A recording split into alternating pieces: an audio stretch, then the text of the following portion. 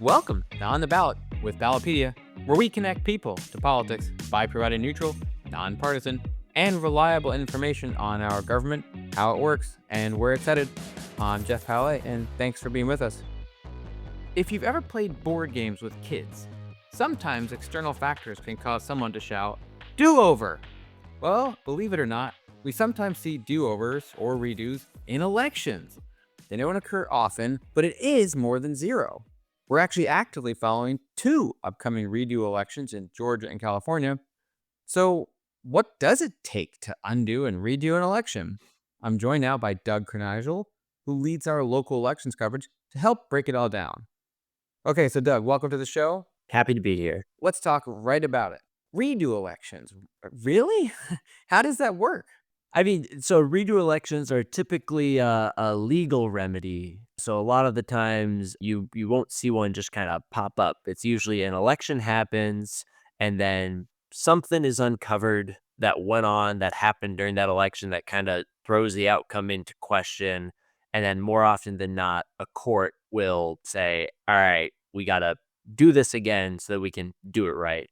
Right. Okay. So it's not a candidate loser or winner, but most likely you'd think a loser yelling, "Hey, not fair, do over!" Right? The kind of thing you imagine when a kid loses a game of chess to his granddad or something like that. But Yeah, it's also likely it doesn't sound like it's an election administrator either. So does it have to be called by a court, or can the other entities call for a redo? this is one of those unsatisfying answers to questions where it's like, it varies. A lot of the times it's going to be the courts, but in some instances, election administrators, there's a state board of elections. They can refuse to certify the results of an election, and then that will kind of snowball into becoming a redo election. What would you say are the four basic broad events that might necessitate a redo? At the outset, when the redo election happens, when it's called for, basically whoever is calling it and making that call will void the previous election results. They'll say all of what just happened doesn't count, do over. And then there are those four types of events that might lead to a redo election. You've got electoral fraud. So those are deliberate illegal attempts to interfere with an election. Non-fraudulent misconduct. So things that are still against the rules, but they might not have been deliberate, but still ultimately undermine the reliability of the election outcome, like a campaign finance violation, or violating the Voting Rights Act. But then you've also just got mistakes and accidents, like a broken polling machine at one of the voting places, a ballot that is missing a race on it for a certain group of voters. And then finally, you have external events. So, like a natural disaster or a power outage that takes out a whole city block for an entire chunk of the day on election day. A natural disaster. Has that actually ever happened before where a natural disaster caused a redo? Not on any of the items that we've identified on our list, but if you've got one polling place and the tornado rips through town and kind of just knocks a tree on it, like, what are you gonna do? We have to hold this election, but we can't hold it there. Well, the fact that we even mentioned it is probably one of those reminders that, election administrators have to kind of game out the various different scenarios that in theory could happen. So, that there's been some back conference or somewhere where people said, okay, pretend that a natural disaster, a volcano just erupted here. And what are we going to do with this election? You think about the flooding in North Carolina before the 2024 election. That wasn't on election day, but it was when early voting was starting. And yeah, similarly, you had election administrators kind of pull out all the stops to make sure that everybody was still able to get their vote in without having to kind of do anything again. Okay, so of the other three topics, which one of those is the most common in terms of leading to a redo? I would definitely say the mistakes and accidents. That's the one that like we see most often when we've been doing this coverage. It's typically some instance of a really close election, and that's not a requirement. There have been redo elections called with like very large margins of victory, but more often than not, it's going to be a small margin of victory and then some mistake that kind of calls into question that margin of victory. So like imagine you have a race, you got candidate A gets 300 votes, candidate B gets 280 votes, but then we find out that 50 voters didn't get the race on their ballot, but they were supposed to have the race on their ballot. Those 50 voters could change the outcome of the election had they gotten the right ballot. And so those are the instances where you'll typically see a redo election come up. Gotcha. Gotcha. Okay, so they can happen at any level of government. Have there been any prominent or sort of notable redos in the last decade or so? Yeah, I'd say for notable, I feel like people are going to go to Congress, and they're rare, but they do happen. They're much more common at the local level.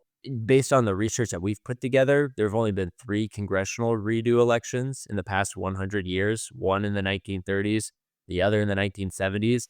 But the most recent kind of high profile one was in 2018, actually, in North Carolina. Right. So okay, so this was the ninth congressional district, right, where the race was between Dan McCready, the Democrat, and Mark Harris, the Republican. Yeah, that was the first matchup in 2018. So that's the original election. And that showed Harris winning by 905 votes. But state election officials then began investigating allegations of absentee mail in voting fraud, individuals coming and collecting voters' ballots, which is broadly against the law in North Carolina. And so ultimately, the state refused to certify those results. And then that led to a redo election in 2019 between McCready, the Democrat, and Republican Dan Bishop, as Harris did not participate in the redo.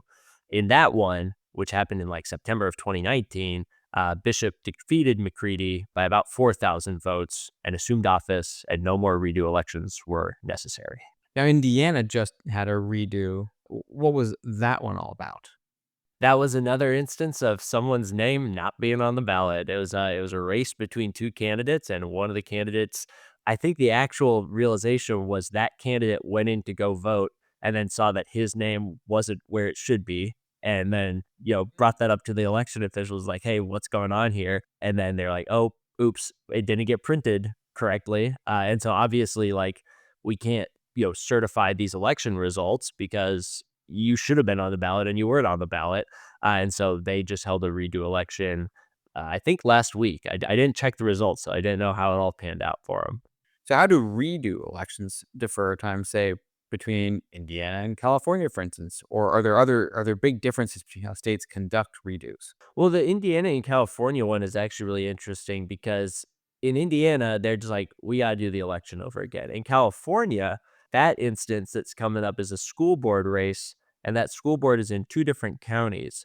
Well, in November, when this race was supposed to be on the ballot, voters in one county had the race on it. But in the other county, the race was not on their ballot, and it should have been on their ballot. And so, what they're doing in California is they put the results from the first county under lock and key, and now they're going to hold a redo election, and then they're going to add the yeah, nobody's seen those results. That they were totally blockaded, embargoed.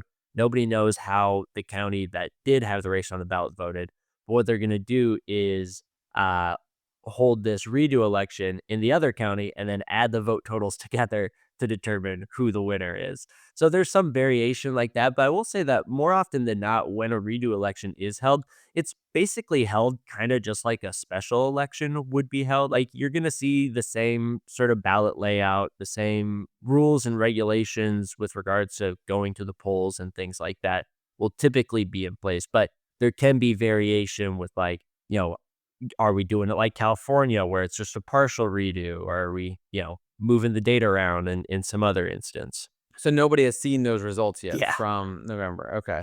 Yeah, so this is very unique, but it's for a school board seat in Ben Hill County. The original election, which was a special election, was last May, and it was close. It was a 17-point difference, 17 vote difference. But after the election, an investigation found that about 25 voters who should or could have voted in this election had the wrong ballot printed for them. There was a mapping error. That block of voters on the maps were mapped into a different district, and so their ballots weren't accurate, and they should have been in the district holding the election. Which, side note, this actually happens quite a bit more than I think people realize. And oftentimes it happens where no one really even seems to know about it. They don't redo elections most of the time when that happens, but you don't always get the exact perfect ballot. And you kind of you hit something there where it's like it's usually not big enough to necessitate a let's do this whole election over again. Like, if 26 voters had gotten the wrong ballot here, but the margin of victory was 400, they're probably not going to hold a redo election in that respect. They're going to be like, oh, oops, mistake, we'll fix that in the future. But even if you guys had gotten the right ballot, it wouldn't have changed the outcome of this election. But in this Georgia one, the margin was small enough where that mistake could have changed the outcome of the election. And so they held a redo election in November. But what was unique here was that when the judge called for that redo election, he said that only the voters who were eligible to vote in the original election in May could vote in the November redo. And that's one of those things where, maybe that is happening in a redo election, maybe it's not. That's one of those variation pieces. But in this scenario, that led to some wires getting crossed. And then on election day, there were 88 voters who should have had this redo election on their ballot and then didn't. And once again, that was larger than the margin of victory. And so we're up for round 3 in March. So is this some example of like if you lived in the district, but then you moved out of the district after May, you technically were supposed to vote in it, even though you weren't living there anymore? Or is it a different kind of example?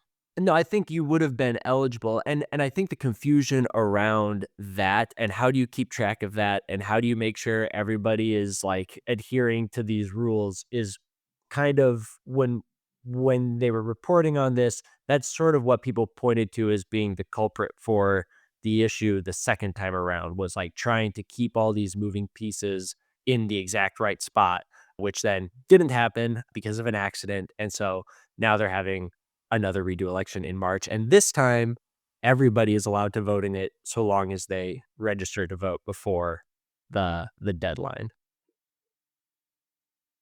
It's wild. It's like, uh, you know, the the the reasons behind these are always so unique and, like, specific to that specific election, but it's really kind of like there's not, like, one kind of, generic reason why a redo election happens. It's always very, very unique and always an interesting story as to, like, what led to this happening.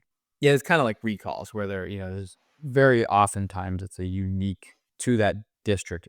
Okay, so what is let's talk about campaigning is like. So redo elections happen oftentimes, but not always, as we pointed out in North Carolina. It's not always the same set of candidates. What is campaigning typically like? We've seen candidates, do they change their strategies around? Do they run their campaigns any differently? I think the biggest thing is gonna be awareness because a lot of the times these redo elections can just be set for a few months in the future. And it might be a time of year when voters aren't used to voting on things. And so as a candidate, it's now kind of your responsibility to remind people like, hey, by the way, there's this like election that's happening in a few months that is very unique as to why it's happening in a few months, but it is happening and we'd like you to please go vote. So it really kind of extends that. And then, yeah, it requires you to kind of try to get that turnout that you need in order to win office. Well, we know that off-year elections are typically going to see lower turnout than November even year generals. I would imagine redo elections, especially if they're not on a standard election date, are sort of like that as well. So what's voter fatigue like in a redo election? Well, like if you look at the Georgia one that we were just talking about, they held an election in May of 2024 and November of 2024, and you can definitely see how that turnout changes. Like the May election in Georgia is a big election; it's like a statewide primary date, so it's not just kind of a random blip on a calendar.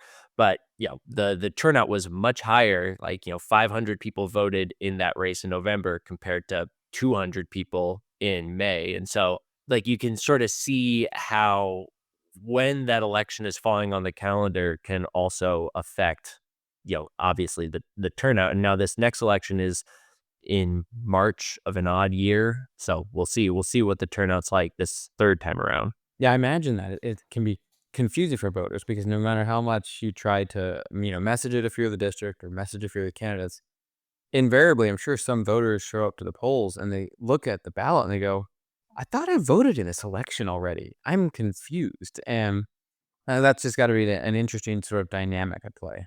And well, and I think when we're typically talking about like voter fatigue, it's like, oh, this like really long ballot that I have to get all the way through, or oh, these elections are just kind of always happening and they all just sort of like blend together. But I think redo elections introduces a different type of fatigue. And I think it's fair to have this fatigue introduced. But I do think that, voters can see a redo election happening, or candidates can see a redo election happening and get frustrated with like, well, what's going on here? Like, is this whole system broken? Is this, is there some issue here? And I totally can see why people would feel that way, but I know that a lot of election officials would actually turn that premise on its head and say, sure, there were mistakes, maybe there were bad actors, and that can be frustrating. But ultimately, redo elections tend to be evidence that the process is working, right? Officials might say, yes, this thing happened, but we caught it.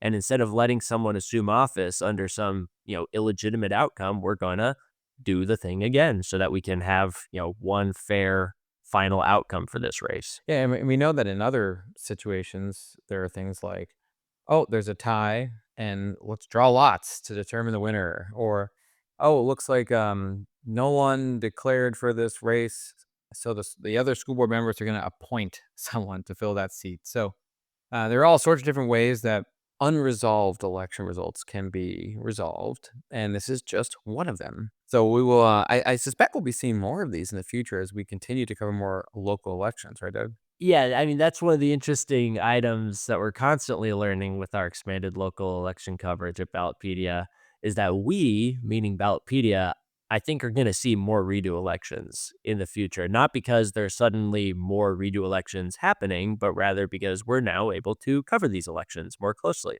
And hopefully that will help voters stay up to date with what's going on and why it's happening and when it's happening, and then help them decide who they want to support when they go vote in their second or third redo election. Well, we'll have to keep our eye out for any interesting ones as they come up, Doug. So thanks for coming on. As always, great to see you. Of course, happy to be here. And for our listeners, you can learn more about our elections coverage and redo elections at the link in our show notes. We'll be back next week with another episode. Make sure you subscribe to On the Ballot wherever you listen to podcasts. I'm Jeff Pallet, and thanks for listening.